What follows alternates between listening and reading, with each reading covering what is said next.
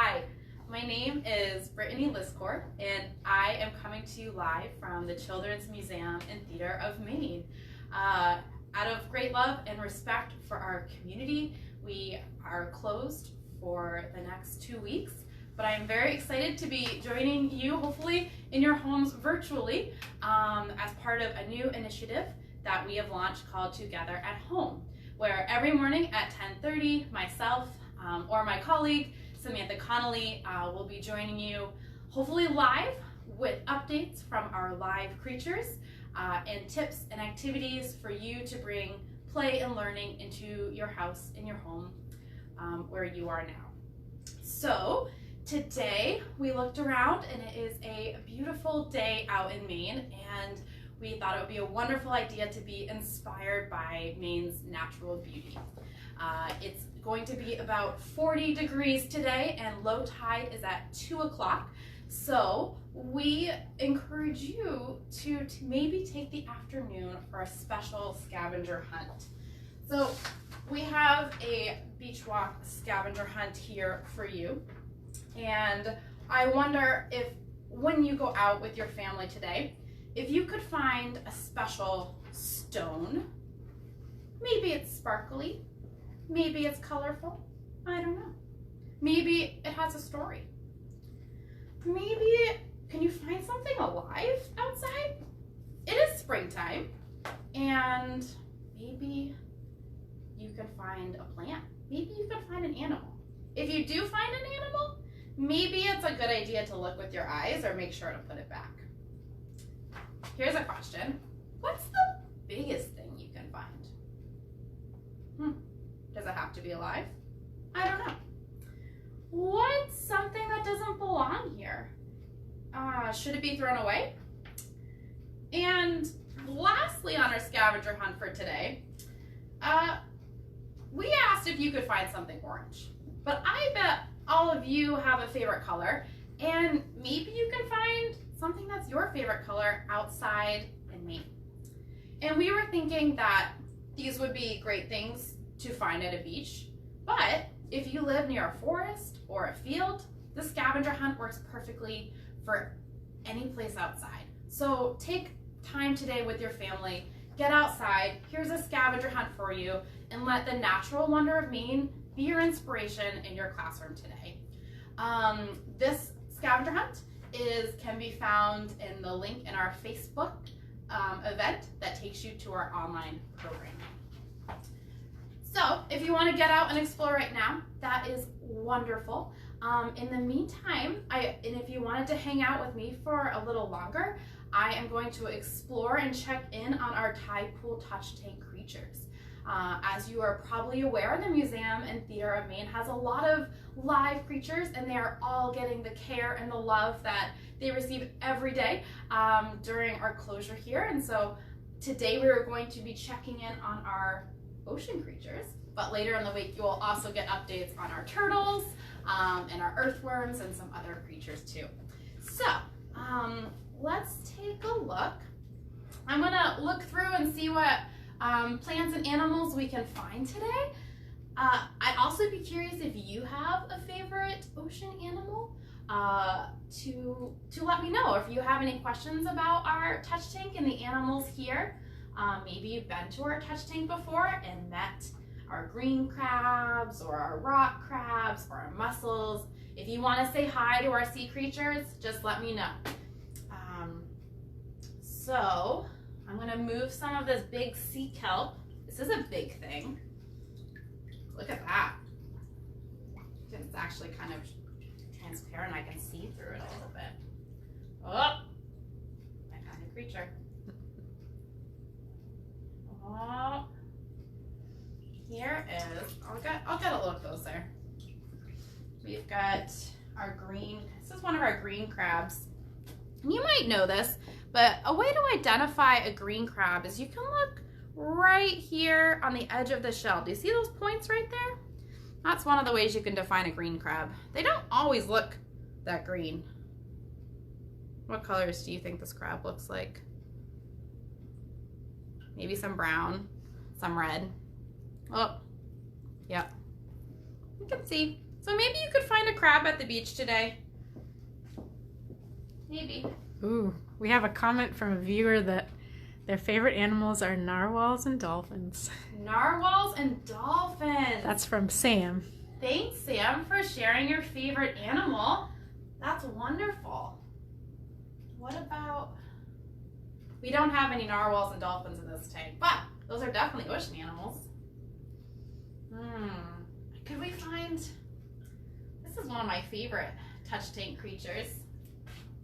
It's a type of mollusk. These are mussels. These are little mussel shells. And they're all stuck together with these little threads called byssal threads. They're kind of stuck together like us and our families today, right? and they're having fun. And the neat thing about clumps of mussels like this, let's see. There's a lot of mussels here. Maybe we can count them. 1, 2, 3, 4, 5, 6, 7. And there's some on the back too. And right on the mussels are some barnacles.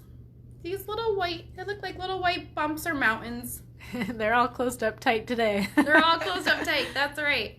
And yeah, so you also have, this is a little tiny sea anemone. This little pink dot right there. Little tiny sea anemone. So in the ocean, lots of animals like to stick together. And they live together in a nice community. Oop. Wyatt says he loves dolphins too. Hi, Wyatt. Hi, Wyatt. Thanks for sharing your favorite animal. Should we find a few more creatures in our touch tank? We've got a Jonah crab that actually is pregnant and has babies. Maybe you want to see that. I'll bring her up very carefully. Here she is. I'll just rest her on a little bit of seaweed so you can see. So this is our crab. You saw the Jonah crab looks a little different than our green crab. Our green crab had those little jagged edges on the front of the carapace. Our Jonah crab has a little rounder carapace right here. And look at those eggs. Can you see? Be very careful.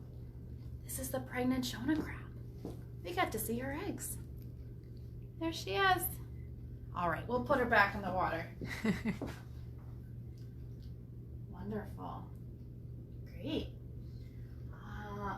I wonder, we probably have a few things in here that you will also see out on the beach. I mentioned earlier we've got our sea kelp here, a big green thing. I think an orange thing would probably be a sea anemone. Here's our... Oh. There's actually one on the kelp there too.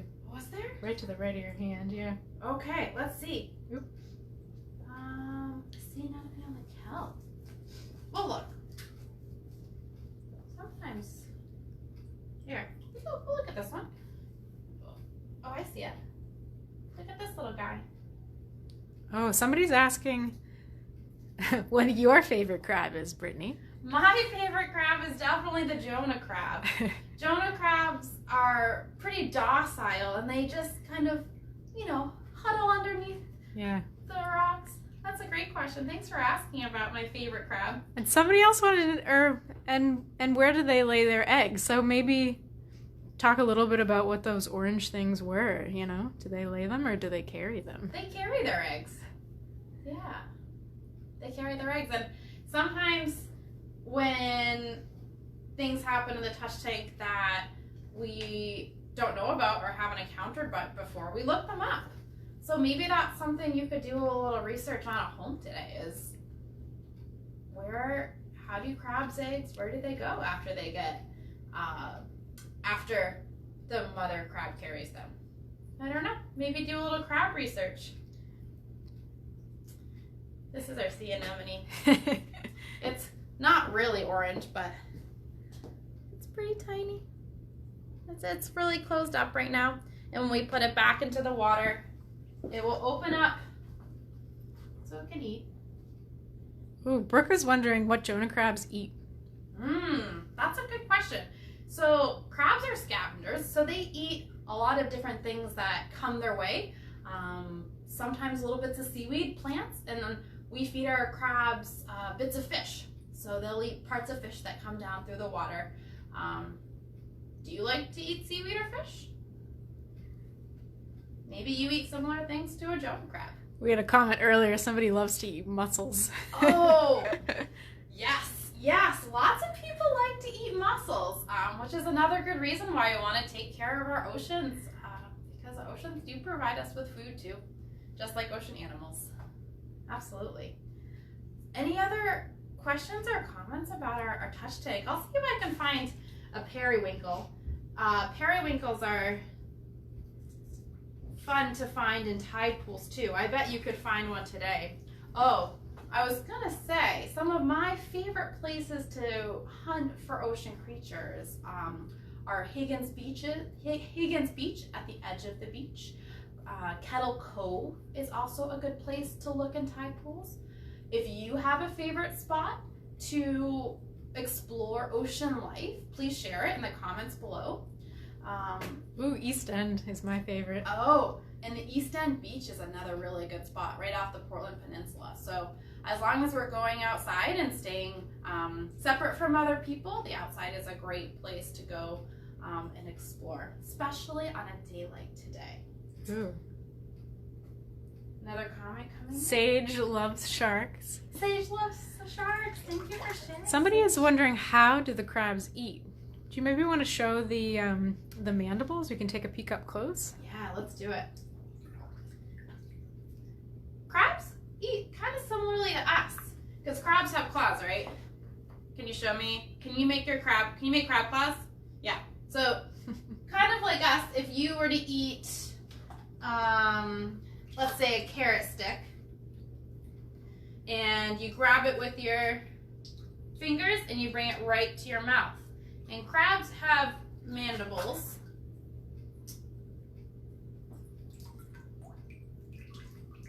Which are right in front.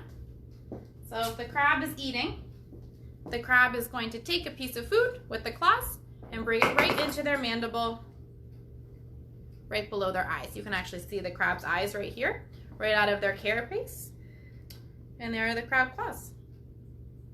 Great question. And they kind of eat their little face. They like to eat fish. Sometimes they'll eat mussels that have died. Oh, hello from Quinn, age 2, who lives on Peaks and loves looking for creatures on the island. Hi, Quinn. Thanks for tuning in from Peaks Island. Yeah, there's lots of ocean life to see on an island. That's very special. We've definitely got some periwinkle shells here. This is what a periwinkle shell looks like. You'll probably see these at the beach. And one of the very fun things about this one doesn't have, well, we can look inside. It's got some sand inside, but no live creature inside. Snails make their shell. Oh, we have a question from Micah, age 7, who wants to know if crabs sometimes pinch people. Oh, that's a good question. Crabs do have claws to protect themselves, especially when they're scared. So if crabs are feeling scared or threatened, they might use their claws. But that's only if they're feeling scared, and it's a way to protect them. You know, sometimes we feel scared too. Speaking of feeling scared, we have a question about turtles. Brittany, do we have turtles coming up later in the week too? We do have turtles coming up later in the week. Our yellow-bellied slider turtles, Nigel, Eloise, Busy Bob, and Dill. We will be checking in with them, seeing how they are doing, and I think the turtles are going to probably go on a bit of an exploration and get some exercise. While the people are away, the turtles might play. So we'll check in, definitely tune in for some turtles later in the week. Oh, I wanted to show you. This is our periwinkle. So right now, this is the shell just like we looked at. And inside you can see a little snail. Maybe we should sing it a song. So when periwinkles really like the vibrations of our voice, what song should we sing? Is it a birthday? It's the snail's birthday. Will you sing with me? Ready? Happy birthday to you. Happy birthday to you. Happy birthday, dear Periwinkle. Happy birthday to you. What do you think? Is that snail squirming around? I think so. Yeah, I think you like the birthday song. For sure. Brittany, Absolutely. do we know, Hudson wants to know how long crabs live. That's a great question, Hudson. I wonder if it depends on the type of crab or their habitat. I would say that's an excellent question to go look up. I know some crabs can live maybe 5 to 7 years. So, look, that's a great thing to go investigate today to see how long crabs live. We have another great question from Zoe5, wants to know why crabs walk sideways.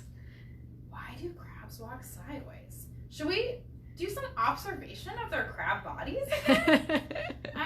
That's a great question. Check out those little knees. Which way those knees are moving? That's absolutely right. So if we take a look at your leg at home, Zoe, and we've got knees in the front of our leg. If we take our crab again, we're gonna observe our crab leg and see what way the joints are. So we've got how many legs here? 1, 2, 3, 4. And you can see there's the crab joint right there, and the joint's going sideways. So in order for crabs to move their legs, they're going to have to move to the side since their knees are on the side. That's a great question. A lot of times, scientists learn just by closely observing animals, and that's one of the things that we can learn about from a lot of animals is they move based on how their body is put together. And crabs' bodies are put together in a way that makes them go side to side. Great question. Great. Well, we found a lot of the animals that are in our tank today. Before we go, I'm just going to show you, we've got some seashells. If you do go to the beach today, you will probably find some seashells that have washed up on the shore. You're probably definitely going to find some mussel shells. So remember earlier we looked at some mussels. This is what a mussel shell looks like. It's got 2 pieces, and when the mussel is alive, boop, it's closed just like that. And then when there's no animal inside, you can see inside and it's open. So that's our mussel shell. You might find an oyster shell. This is what the oyster looks like. And sometimes even you could find a scallop shell too. This is what a scallop shell looks like. And there are so many different types of mollusks in the ocean. So if you find another shell, share it with us. Let's see what types of animals we can find. Let's be scientists outside today and see what creatures we can find and learn about. So I thank you for, any last questions? Yeah, we have a few questions. And Brittany, do you have any advice on where people can go to answer their questions too?